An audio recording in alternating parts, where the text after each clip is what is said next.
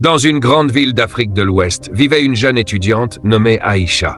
Elle avait 22 ans, pleine de vie, toujours souriante. 3 ans plus tôt, elle avait perdu son meilleur ami, Moussa, dans un tragique accident de moto.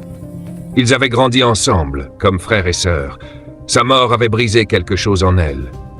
Depuis ce jour, elle avait conservé leur dernière conversation WhatsApp, incapable de supprimer le contact. C'était tout ce qui lui restait. Elle n'imaginait pas que ce même WhatsApp allait un jour bouleverser sa vie. Un soir, après les cours, Aïcha rentra dans sa petite chambre d'étudiante. Elle posa son sac, s'allongea et prit son téléphone pour scroller. Il était 23h47. Soudain, ding, une notification WhatsApp. Elle regarde l'écran et son cœur s'arrête net. Nom du contact, Moussa. Le contact qu'elle avait toujours refusé d'effacer. Un nouveau message. Aïcha se redresse brutalement. Ses mains tremblent. Elle ouvre les yeux grands comme si elle voyait un fantôme.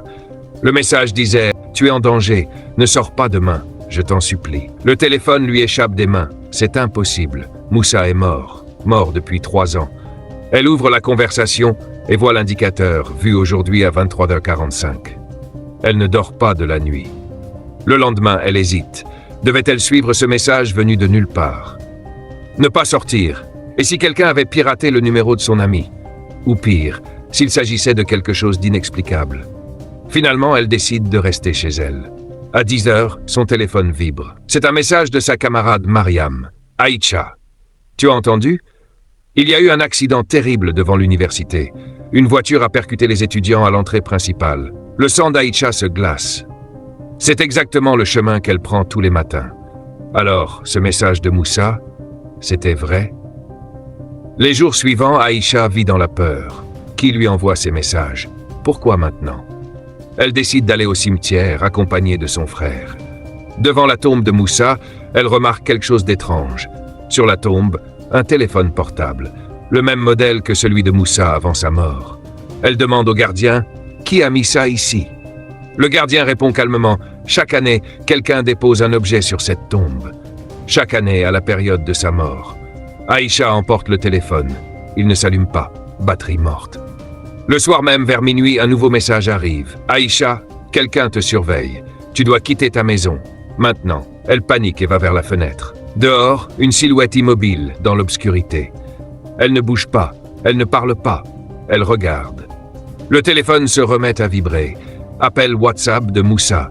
Aïcha laisse tomber l'appareil. L'appel dure 20 secondes, puis s'arrête. Quand elle ose regarder à nouveau dehors, la silhouette a disparu. Le lendemain, elle confie le vieux téléphone trouvé sur la tombe à un technicien. Il parvient à l'allumer.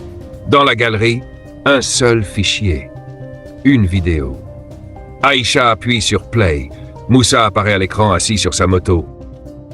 Si tu regardes cette vidéo, c'est que je ne suis plus là. Aïcha, j'ai découvert quelque chose que je n'aurais pas dû savoir. On me suit. Si un jour tu reçois un message venant de mon numéro, crois-le. Je ferai tout pour te protéger, même après la mort. Le danger vient de quelqu'un de proche. Fais attention. Aïcha éclate en sanglots. Qui voulait lui faire du mal? Ce soir-là, elle décide d'affronter sa peur. Elle allume toutes les lumières et attend. Minuit. Minuit 30. Silence total. Puis soudain, toc toc, toc. 3 coups, lents, lourds. Elle ouvre la porte. Devant elle, Karim, son cousin. Il transpire, ses yeux sont rouges. Karim? Que fais-tu ici? Il baisse la tête. Aïcha, je dois t'avouer quelque chose. Aïcha sent son cœur se resserrer. Karim avoue. L'accident de Moussa. Ce n'était pas un accident. J'étais impliqué. Je fuyais des hommes après avoir volé de l'argent au travail. Il m'a vu, il a voulu m'empêcher. Je ne voulais pas le tuer. Et depuis ce jour, moi aussi, je reçois des messages de son numéro. Tout s'effondre. Moussa n'essayait pas seulement de protéger Aïcha. Il poussait aussi Karim à dire la vérité. La police est appelée. Karim est arrêté. Aïcha rentre enfin chez elle, épuisée. Elle s'effondre sur son lit. À 3h02, une dernière notification apparaît. Un dernier message. De Moussa. Merci Aïcha, tu es en sécurité maintenant. Vis ta vie. Souviens-toi de moi. Mais avance. Je peux partir. Le statut du numéro passe de en ligne à hors ligne et ne réapparaîtra plus jamais. Aïcha pleure doucement. Mais cette fois, ce sont des larmes de paix. Morale. Parfois, les liens d'amitié sont si forts qu'ils traversent même la mort. Et la vérité finit toujours par émerger, même lorsque le silence tente de la cacher. Fin de l'histoire. N'oubliez pas de vous abonner pour me soutenir et découvrir d'autres histoires incroyables.